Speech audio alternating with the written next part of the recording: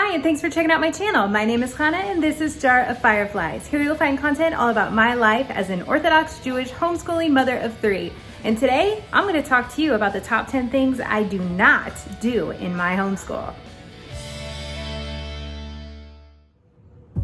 All right, guys, we live in the world of Pinterest and Instagram and this perfect vision of what homeschool should look like, where we're all gathered around the farm table and open books and everybody's happy and cooperating. That's totally normal, right? Yeah, not so much. So today I wanted to tell you, instead of all the wonderful things that we do in our homeschool, I wanted to talk to you about some of the things that we don't do. Now, we definitely have a rich and full homeschool life that I absolutely adore, but there are some things that a lot of homeschoolers do that we don't do at all. All right, number 3 may shock you, and I'm hoping number 10 inspires you. All right, let's get this started. Number 1, we don't have a bedtime. As I was writing notes for this vlog, my toddler was sitting behind me on the floor coloring pictures. My son was sitting next to me playing a computer game, and my daughter was in the kitchen helping my husband do some cooking. It was about 10 p.m. when all of this was going down, and bedtime was nowhere near in sight. So if we're gonna be really totally honest here, that's all really education, but I digress. We don't have a bedtime. We usually stay up pretty late, and I love that. I love our cozy curling up on the couch late at night watching movies or sitting in bed reading books together till 11 p.m. I also really love that when my kids stay up late, they also sleep in really late in the morning, and then I get some quiet alone me time before we get our days started. I'm an introvert, and I really need that alone time to recharge. So not having a bedtime is really a huge part of how our homeschool works. I don't mean how as in how it, happens. I just mean what makes it work, what makes it function for our family.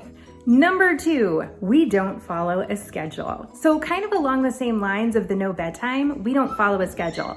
I'm not gonna wake my kids up at 8 o'clock in the morning and say, okay, time for breakfast, and we've got our lessons at 9 a.m. and the next lesson's at 9:30, and then we're gonna have free time from 10:45 to 11:15. No. That just wouldn't fly in my house at all. We start school when we want to. Like I said, the kids usually sleep in, not always, but usually, and we kind of usually get school going in the morning. We're usually done by lunch still, not always.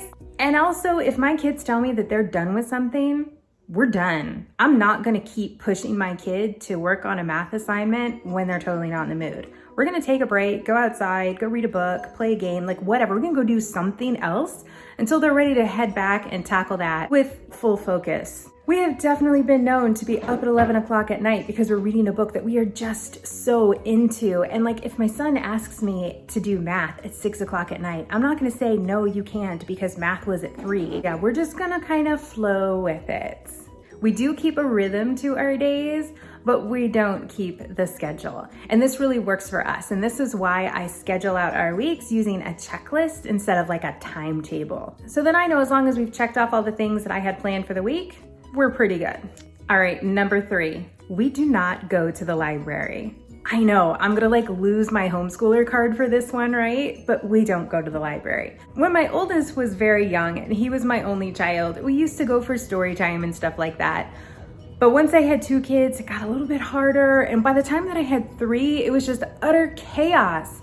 And the library just never became part of our family culture. We definitely keep a wide variety of books in our house. We have encyclopedias, we have fiction, nonfiction, atlases, storybooks, early readers, all kinds of stuff. It's all here. Is it as much as the library? No. Is it a pretty good alternative? I think so. Because of things like poetry tea time and family read-alouds and the fact that I chose a literature-based curriculum and Charlotte Mason-based curriculums for my children, reading is 100% a part of our family culture. Just going to the library is not. Number 4, participating in a co-op. Okay, so I really wouldn't mind participating in a co-op. I think it would be kind of fun. But also the thought of being sort of stuck on a schedule like that, okay, it's Thursday, we gotta go to the co-op. I don't know, I like the freedom of what we have right now. So this one could totally change at some point. I have dreams and goals of starting my own co-op at some point. I don't know, check back in a couple of years, we'll see if that actually happens or not. I'd wanted to start it this year, but the whole pandemic thing kind of threw things off as far as that was concerned.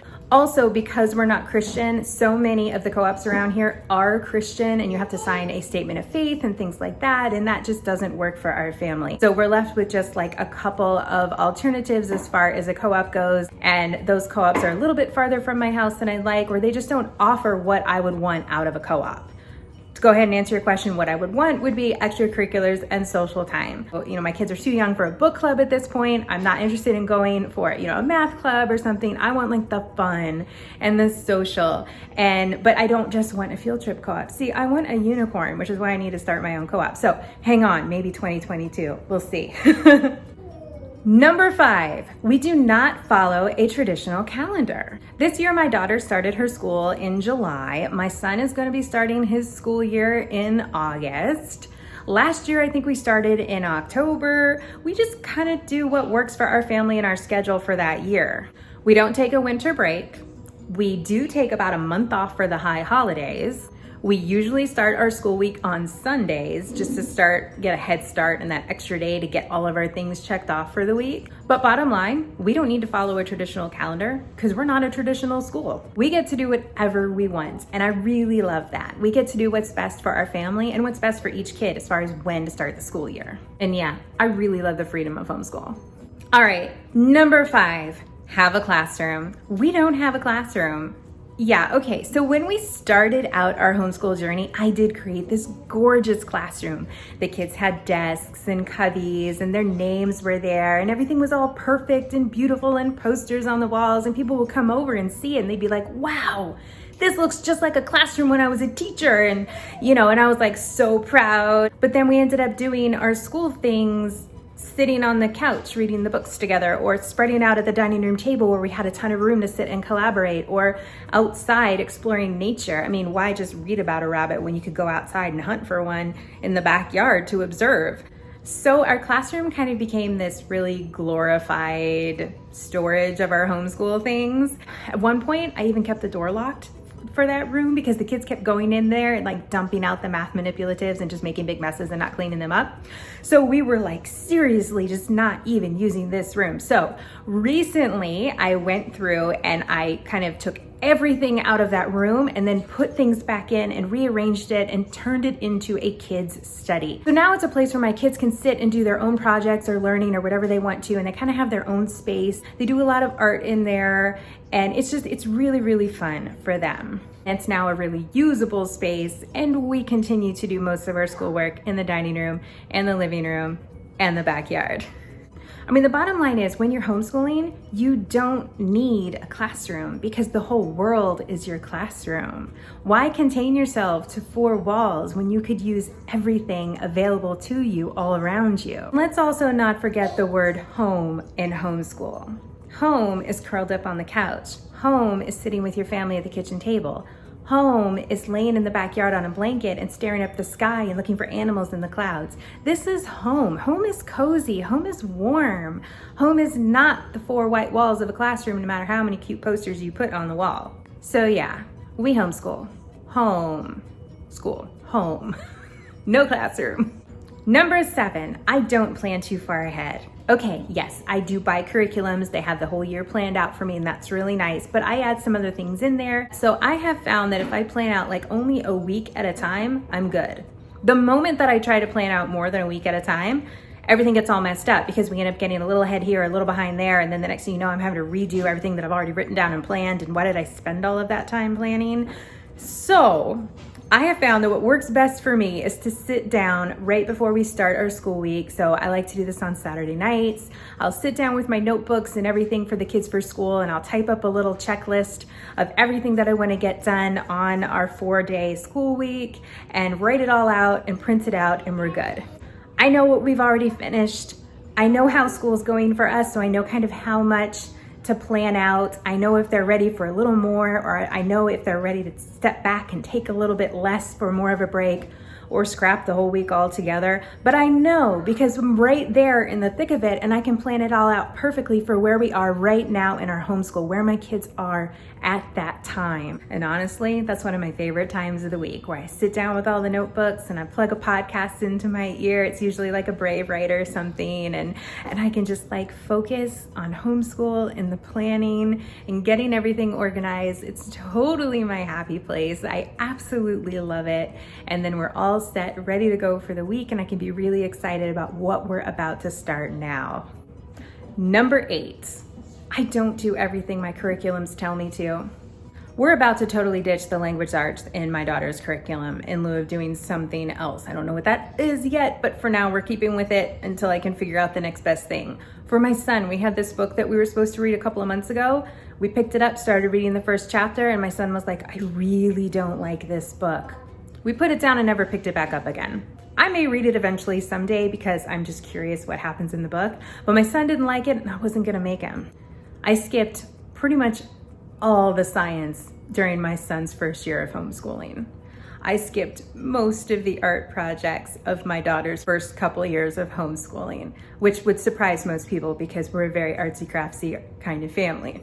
There were also quite a few chapters in my son's history book that we completely skipped because I did not like the way that the material was covered, and I wanted to find something else, a different way to cover that material, and probably at a later date because I didn't feel that it was appropriate for where he was at right now. So yeah, I don't follow everything that my curriculum says to do. The curriculum is not the end-all be-all of homeschool. It's a great starting point. It's a great framework, but it doesn't have to be like the Bible of homeschool. Again, we're home. I'm the educator. I have the flexibility to do what's appropriate and right for our family at the time. And if I can't handle the stress of an art project, yeah, we're not gonna do it. If my kids don't think a book is interesting, we're not gonna read it. And if I think that something in our curriculum isn't appropriate for my kids where they're at right now, we're not gonna do that either. But we have that freedom, and I do love that so much about homeschooling. But yeah, you gotta have the bravery sometime to break out of the curriculum and make the choices that you know are right. So go with your gut and follow the curriculum as much as you feel is good for you. Number 9, I don't grade my kids. We'll stay on a topic until they know it well enough to move on.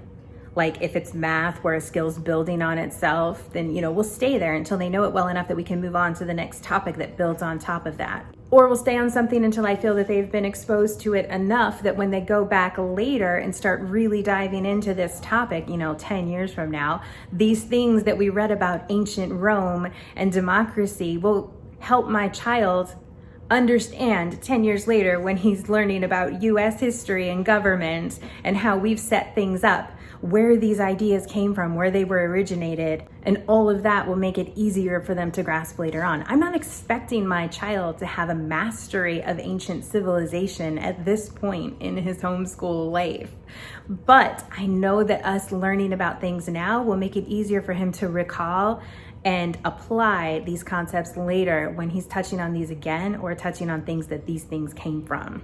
And there really isn't much of a need to grade my kids because of how we cover the material. If we're reading a book, I'll ask him a few questions here and there to make sure that he's paying attention, or I might ask him for his opinion on something to see if he's really grasping that information. And then I know he's getting it. It might be that we finish a literature book and I'll ask him what's his favorite part of the story. Or, hey, if there was a prequel, what do you think it would be about? Or if there was a sequel, what would you want to see happen next? What could be the next challenge for these characters in this book? If we're talking about our music study, I might ask my daughter, hey, who is your favorite composer that we've studied so far? And why? I might ask my son, instead of just random questions, about ancient Rome and naming off names and things like you would on a multiple choice test, I might ask him instead, what would you think about living in ancient Rome? What kind of person would you want to be living in ancient Rome? What would your favorite thing be about living there? What would your least favorite thing be about living there? And then I can see that he's really grasped those concepts and ideas, and we can move on.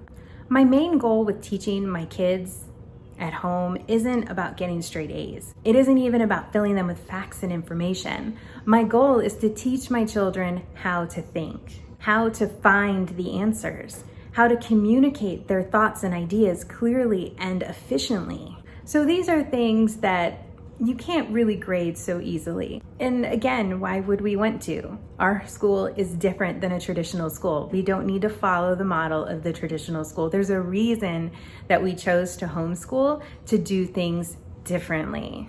All right, number 10, don't forget me. Okay, so this is partially self-care, but partially not. I'm with my kids all day and I don't really get much of a break. So from that aspect, yeah, I need to be careful not to forget me and make sure that I'm giving myself a break and taking care of myself, remembering to eat and things like that. But this is really about my experience as a homeschool mom. My kids are having a homeschool experience, but I'm also having a homeschool experience here as the educator. And I shouldn't forget my experience within all of this as well. I get to do things in our homeschool that enrich me just as much as it enriches my kids. I love the composer studies that I do with my daughter. I love that we can pull out my record player and listen to Bach on vinyl. My kids are supposed to do nature journals and they weren't really so into it. And I heard that if you want your kids to do something, you probably should be doing it. Because A, you want to, and B, that will inspire your kids. So I started nature journaling because I wanted them to nature journal. And I gotta tell you guys, it has been the most amazing thing. I love my nature journaling. It's like this wonderful break for me to sit down with my paints and my pens and create these beautiful works of art. And my kids are so inspired by this and they want to do it too. They keep handing me their nature journals. Can I do a page too? Yes, you can. So yeah, totally works. But anyhow, this nature journaling thing is like my new favorite hobby. It's so enriching for me. And I've learned so much as I'm doing my research for what things I want to write on the page about what I'm learning about that I'm painting. If you want to see my nature journal pages and some other stuff about our life, feel free to pop over to my Instagram page, jar_of_fireflies. I'll put a link in the description to that as well. Other things that I've really gotten out of this are, what started with poetry tea time has now turned into me wanting to learn more about poetry and writing poetry. I don't have any poetry to share with you guys yet, maybe someday, but I'm really learning about all the finer details of poetry and what makes it poetry. And I'm very new into this, so I don't have a lot to say about it yet, but this is enriching me. This is filling me. It's filling my cup. So yeah, I'm having this amazing, awesome experience homeschooling my kids. I hope they're having an amazing, awesome experience too. They seem to be so far, but I can't forget me in there. I'm there too, and we are in this together, and we should all, as a family, be having an amazing, awesome experience together. So that's what I mean when I say that I'm not forgetting me in this equation of homeschooling. Okay, so there you go, the top 10 things that we do not do in our homeschool. If you'd be interested in a video covering the top 10 things that we do in our homeschool, be sure to let me know in the comments below and I'd be happy to put that video together for you guys as well. I would love to hear your thoughts on all of this, so feel free to drop me a comment, let me know what you think about the things that we don't do in our homeschool. I always love chatting with you guys down there and getting to know you, so I really do appreciate every comment that you guys give me. All right, be sure to like this video, give it a thumbs up if you enjoyed it, and subscribe if you haven't already, and hit that bell so you get all of your notifications when I post a new video. I do a lot of day in the life videos around here, a lot of homeschooling, a lot of videos about my life as an Orthodox Jew. So yeah, it's just a fun little place, my little corner of YouTube. So thank you all so much for being here. Thank you for watching today. I super appreciate you as always. I hope you have a great rest of your day, and I will see you in my next upload.